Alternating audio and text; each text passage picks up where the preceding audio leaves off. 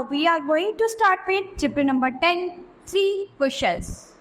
तो 3 questions पे base एक स्टोरी है एक राजा की, इसको रीड करेंगे. Leo Tolstoy was one of the greatest Russian writers and his writings are full of wisdom. तो लियो टॉल्स्टॉय जो थे एक महान रूसी लेखक थे और उनकी रचनाएं जो थी वो पूरी बुद्धिमानी से भरी हुई थी. He believed in a life of simplicity and high ideals. तो वो विश्वास करते थे सरलता और महान आदर्शों वाले जीवन पर विश्वास करते थे. It once occurred to a certain king that if he always knew the right time to begin everything, if he knew who were the right people to listen to and whom to avoid. तो एक बार वहाँ के जो राजा थे वो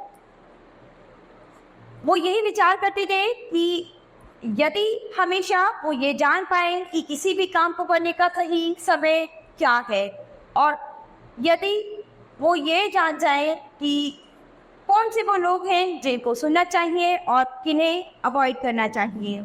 and above all, if he always knew what was the most important thing to do, king would never fail in anything he might undertake. इसके बाद वो कहते हैं और इन सबसे ज़्यादा ज़रूरी सबसे इम्पोर्टेंट थिंग कि सबसे महत्वपूर्ण कार्य क्या है, अगर वो ये सब जान जाए तो वो कभी किसी चीज़ में उनसे कोई भूल नहीं होगी. And his thought having occurred to him, he had it proclaimed throughout his kingdom that he would handsomely reward anyone who would teach him what was the right time for every action and who were the most necessary people and how he might know what was the most important thing to do. तो इसके बाद राजा क्या करते हैं, अपने राज्य में एक ऐसी घोषणा कराते हैं कि वहाँ पर कौन ऐसा व्यक्ति है जो उनको ये बता सके कि किसी भी काम को करने का सही समय क्या है, सबसे इम्पोर्टेंट सबसे ज़्यादा ज़रूरी लोग कौन है और सबसे ज़रूरी बात वो ये जानना चाहते थे कि सबसे महत्वपूर्ण कार्य क्या है. तो इस चीज़ के लिए वहाँ पर राजा ने घोषणा करा दी. ये उनके 3 क्वेश्चंस थे. Many learned men came to the king, but they all answered his questions differently. तो बहुत सारे लोग आए, बहुत सारे बुद्धिमान लोग आए उनके पास, राजा के पास, लेकिन सबके जो आंसर्स थे वो एकदम डिफरेंट थे. उनका तो क्वेश्चन था उसको लेकर जिसने भी आंसर दिया सबके आंसर्स जो थे एकदम डिफरेंट थे. In reply to the first question, some said that to know the right time for every action one must draw up in advance a table of days, months and years and must lie strictly according to it. तो इस पर जो उनका पहला question था उस पर सभी ने रिप्लाई किया ज़्यादातर और कहा कि हमें राइट टाइम जानने के लिए हमें क्या करना चाहिए, हमारे जो भी काम है उनको हमें एडवांस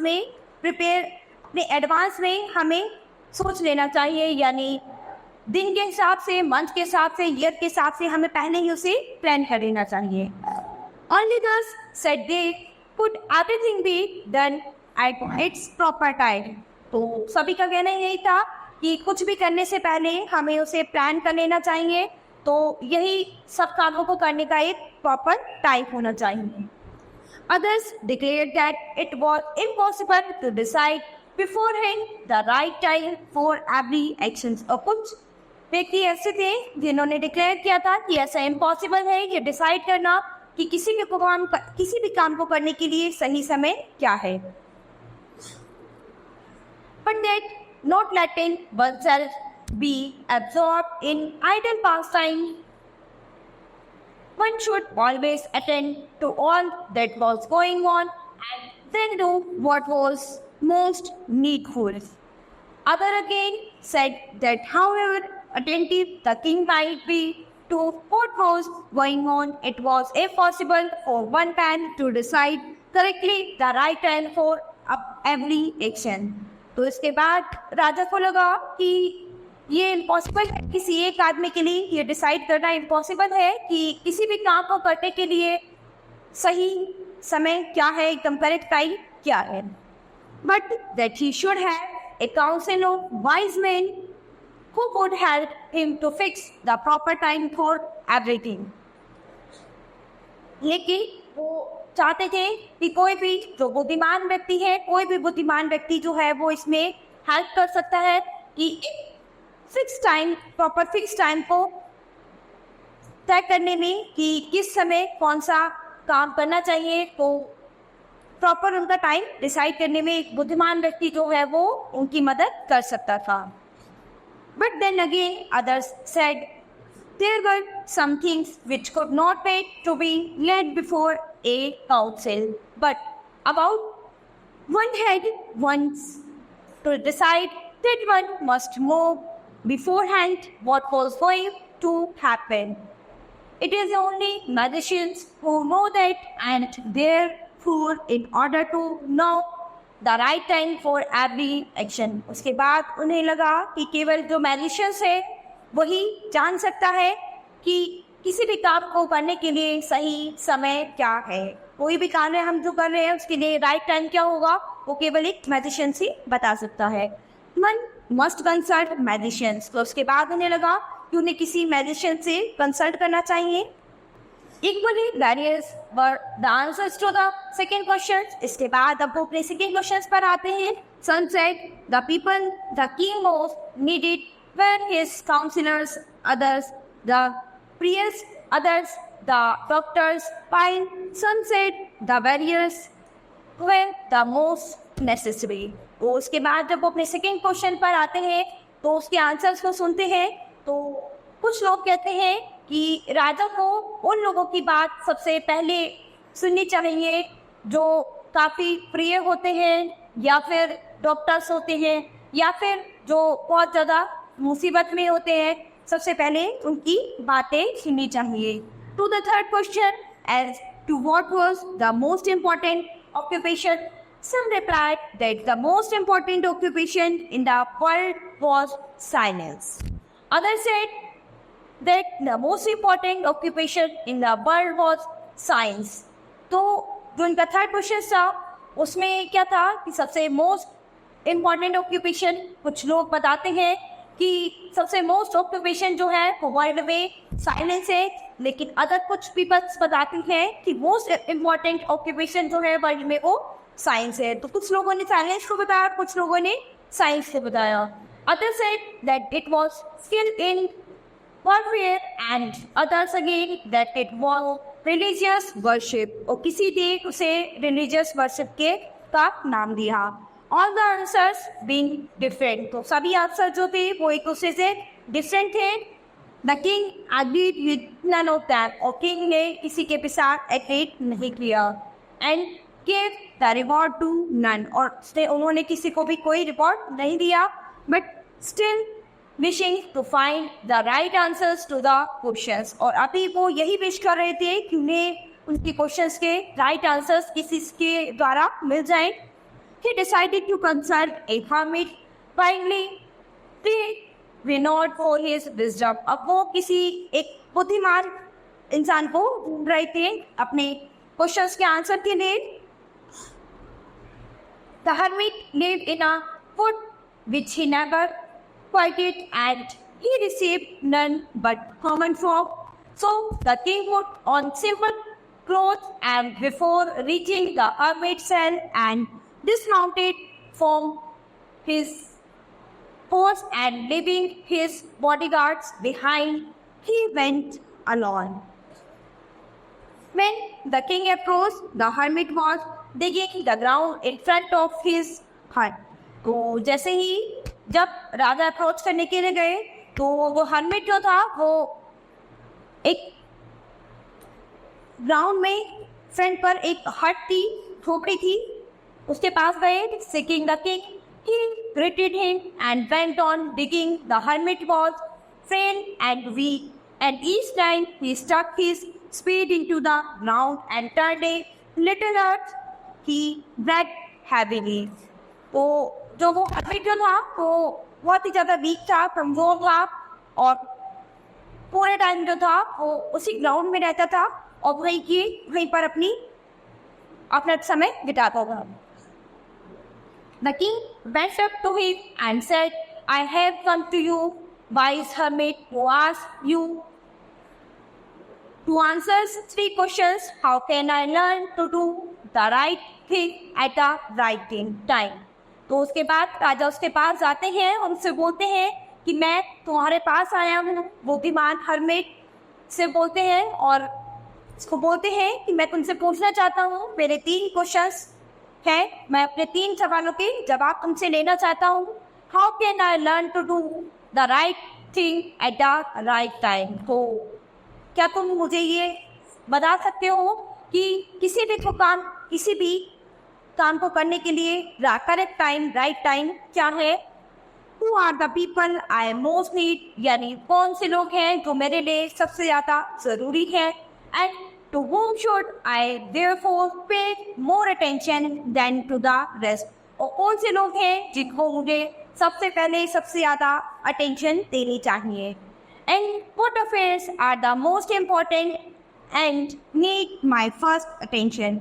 और सबसे पहले most important मेरे लिए क्या है और सबसे ज़रूरी मेरे लिए फर्स्ट अटेंशन में क्या होना चाहिए? The hermit listened to the king. इसके बाद हर्मिट ने राजा की बातें क्वेश्चन सुने but answered nothing. लेकिन उसके पास कोई भी आंसर नहीं था. He just spat on his hand and recommenced digging. You are tired, said the king. उसके बाद राजा ने से बोलता है वो कि तुम थक गए हो. Let me take the spade and work a while for you. Thanks, said the hermit, and giving the spade to the king, he sat down on the. इसके बाद हर्मिट ने राजा को कहा कि अभी आप बहुत थक गए हैं, आप कुछ देर के लिए रेस्ट कीजिए. और राजा जो है वो कुछ देर के लिए वहाँ पर बैठ जाते हैं, रेस्ट करते हैं.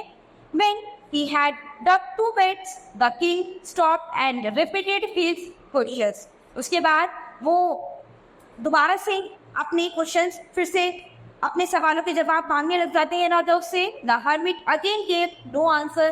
तो हर्मिट जो है फिर से उन्हें यही आंसर देता है कि उसके पास कोई जवाब नहीं है.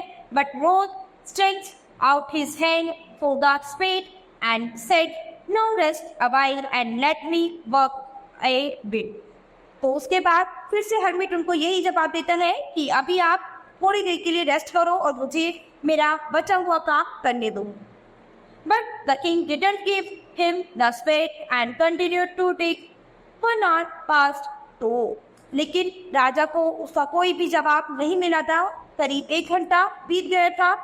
And another, the sun began to sink behind the trees. और सूर्य भी जो था धीरे धीरे छिप रहा था पेड़ों के बीच. And the king at last struck the spade into the ground and said. इसके बाद राजा वापस उसके पास ग्राउंड में आते हैं और बोलते हैं, I came to you, wise man, for an answer to my questions. उसके बाद वो उस बुद्धिमान व्यक्ति के पास आते हैं और कहते हैं कि मैं यहाँ पर अपने सवालों के जवाब के लिए आया हूँ. If you can give me none, tell me so, and I will return home. उसके बाद उससे कहते हैं, यदि तुम्हारे पास मुझे देने के लिए कोई जवाब नहीं है तो मुझे बताओ और मैं वापस अपने घर चला जाऊंगा. Here comes someone running, said the hermit. Let us see who is. तो उसके बाद उनके पास कोई घोड़ा हुआ आता है हर्मिट के पास और बोलता है कि let us see, देखो यह कौन है. The king turned around and saw a bearded man running out of the wood.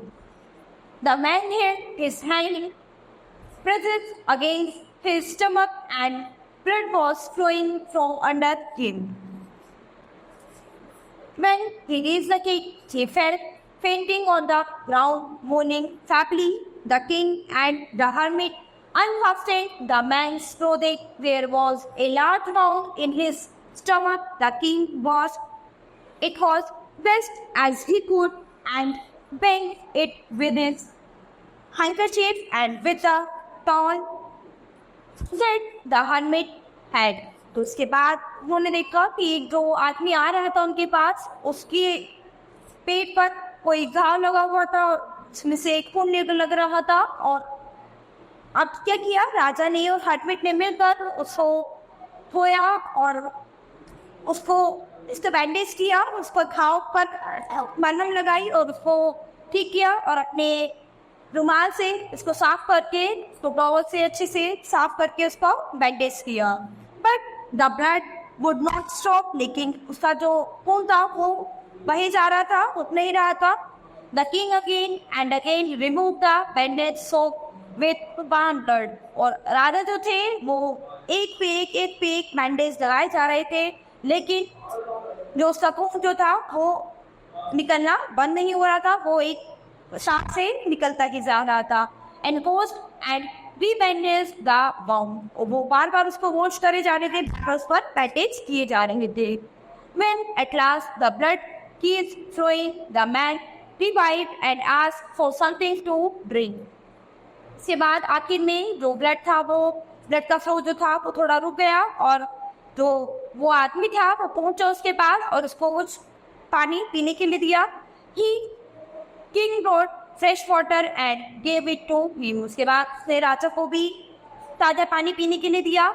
Meanwhile the sun had set, और अब तक सूर्य जो था वो छिप चुका था, and it had become cold, और काफ़ी ठंडा हो गया था। So the king with the hermit's help, इसके बाद hermit की हेल्प के साथ carried the wounded man into the hut and laid him on a bed. तो अब वो जो घायल व्यक्ति जो था वो उस hermit की मदद से अब वापस अपनी झोपड़ी पर गया और अपने बिस्तर पर लेट गया। Lying on the bed, the man closed his eyes and was quiet. और जो वो आदमी था उसने अपनी आंखें बंद कर ली और अब वो बहुत ही चुप था। But the king was so tired with his work and with the work he had done. और लेकिन राजा जो थे वो काफ़ी ज़्यादा थक गए थे, क्योंकि वो बहुत ज़्यादा चल रहे थे उस दिन, और उन्होंने बहुत ही सारा काम किया था। Then he crouched down on the threshold and also fell asleep so soundly that he slept all through the summer night. When he awoke in the morning, it was long before he could remember where he was or who was the strange-haired man lying on the bed and gazing intensely at him with shining eyes. उसके बाद राजा काफ़ी थक गए थे और वो जाकर सो गए, और नेक्स्ट डे जब वो मॉर्निंग में उठते हैं तो उन्हें क्या लगा कि उन्हें एक दिन पहले जो कुछ हुआ था सब कुछ याद आया, और उन्होंने सोचा उस स्ट्रेंज मैन के अबाउट जो उसको चोट लगी थी, जिसको उन्होंने बैंडेज किया था काफ़ी। तो वो उसके बारे में सोचने लगे कि वो अभी ठीक है कि नहीं है। Forgive me, said the bearded man in a weak voice when he saw that the king was awake and was looking at him. इसके बाद वो उससे माफ़ी मांगता है, और जो व्यक्ति घायल था वो उसके बाद राजा से माफ़ी मांगते हैं, और उसके बाद उसको देखते हैं राजा जहाँ पे है and was looking at him. अब उसे देख लिया, I don't know you and have nothing to forgive you for, said the king. उसके बाद राजा कहते हैं कि मैं नहीं जानता तुम कौन हो, तुम्हें तो माफ़ी क्यों वो कर रहे हो। You don't know me, तुम मुझे नहीं जानते हो, but I know you, लेकिन मैं तुम्हें जानता हूँ। वो राजा से कहता है कि तुम मुझे नहीं जानते लेकिन मैं तुम्हें जानता हूँ। I am that enemy of yours, मैं तुम्हारा दुश्मन हूँ, who sought to revenge himself on you, और मैं तुमसे बदला लेने के लिए आया था, because you executed his brother and resolved to kill you on your way back. क्योंकि वो अपने जो उसका भाई था उसके भाई को जिसने मारा था उससे बदला लेने के लिए वो वहाँ पर आया था। But the day passed and you didn't return. So I came out from my ambush to find you, and I came upon your bodyguard, and they recognized me and bounded me. तो जो वो घायल व्यक्ति जो था वो यहाँ पर राजा से बदला लेने के लिए आया था, क्योंकि उसके भाई को राजा ने, वो अपने भाई की वजह से राजा से बदला लेने के लिए आया था। लेकिन यहाँ पर वो क्या देखता नहीं कि नेक्स्ट डे जब राजा ने उसकी इतनी मदद की, आई एस्केप्ड फ्रॉम देम, अब वो सब कुछ भूल गया था, but should have bled to death I did not touch my wounds. I wish to kill you and you have saved my life. तो उसने बताया कि मैं तुम्हें मारना चाहता था लेकिन तुमने मेरी जान बचाई है. Now if I leave and if you wish it, I will serve you as your most faithful servant and will with my sons do the same for you. अब वो उसे माफी मांगते हैं कि मैंने जो किया वो गलत था. The king was very glad to have made peace with his enemy so easily. तो अब राजा जो थे वो बहुत खुश थे क्योंकि उन्हें बहुत ही सुकून, बड़ी शांति मिल रही थी क्योंकि उनका वो दुश्मन जो था वो बहुत ही इजीली उनके पास से हट गया था. And to have get him for a friend, और अब वो उनका बहुत ही अच्छा मित्र बन गया था. And he not only forgive him but said he would send his servants and his own physicians to attend him and promised to restore his property. उसके बाद उन्होंने उसे माफ कर दिया और उसके बाद उन्होंने अपने सर्वेंट्स को बुलाकर उसको अपने फिजिशियंस से उनका इलाज कराया और उसको वहीं पर अपने पास रख लिया. Having taken leave of the mountain man, the king went out into the porch and looked around for the hermit. Before going away, he wished once more to back and answers to the question he had put. The hermit was outside on his knees, sowing seeds in the beds that had been dug the day before. उसके बाद hermit बाहर उनके पास आ जाता है और अपने घुटनों पर बैठकर उनके सामने बोलता है. The king approached him and said, "For the last time, I pray you to answer my question, wise man." अब राजा जो है वो फिर से उसको बोलते हैं हर्मिट से कि मैं लास्ट टाइम तुम्हारे पास आया था और मैंने तुमसे प्रे की थी कि तुम मेरे सवालों के जवाब दो.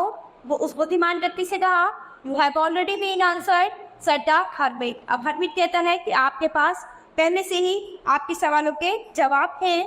Still crouching on his thin legs and looking up at the king who stood before him.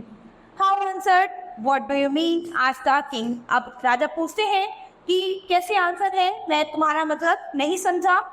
Do you not see? replied the hermit. hermit बोलता है कि क्या तुमने नहीं देखा?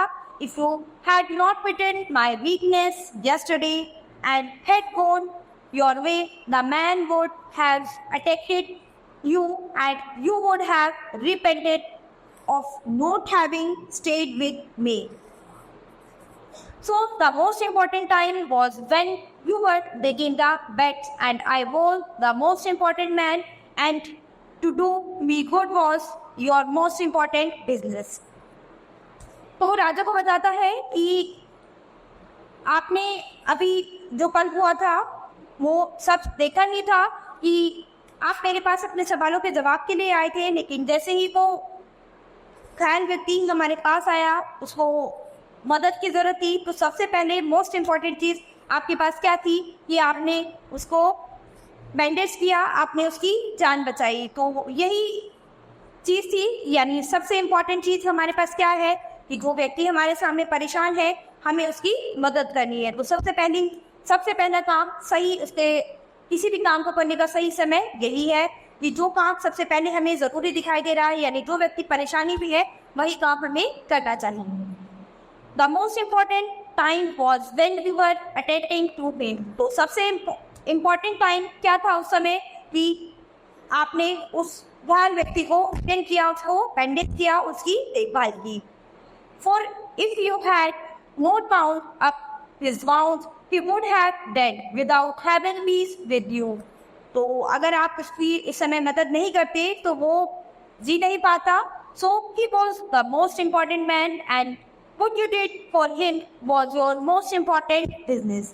तो यही आपने जो काम किया वो उस समय का सबसे मोस्ट इम्पॉर्टेंट टाइम था उस आदमी के, और वो मोस्ट इम्पॉर्टेंट आदमी था जिसको आपने उस समय अटेंड किया, और सबसे इम्पॉर्टेंट बिजनेस वही था तो उस समय आपने ये काम किया. Remember then there is only one time that is important. तो तब हमें याद रखना चाहिए कि सबसे पहले हमारे लिए इम्पॉर्टेंट क्या है? इम्पॉर्टेंट टाइम है. The only time when we have power, वो टाइम जिसमें हमारे पास हम पावर है, and that time is the present, और वही हमारा प्रेजेंट टाइम है. The most necessary man is he with whom you are, for no man knows whether he will ever have dealings with anyone else. और सबसे ज़्यादा ज़रूरी जो इंसान हमारे लिए है तो हमें उस समय उसको जानना चाहिए, उसी के साथ डील करना चाहिए, किसी और के साथ नहीं करनी चाहिए. And the most important affair is, और सबसे महत्वपूर्ण कार्य हमारा क्या है? टू डू हिट वो जो हम अच्छा कर सकते हैं, because for that purpose alone was man sent into his this life.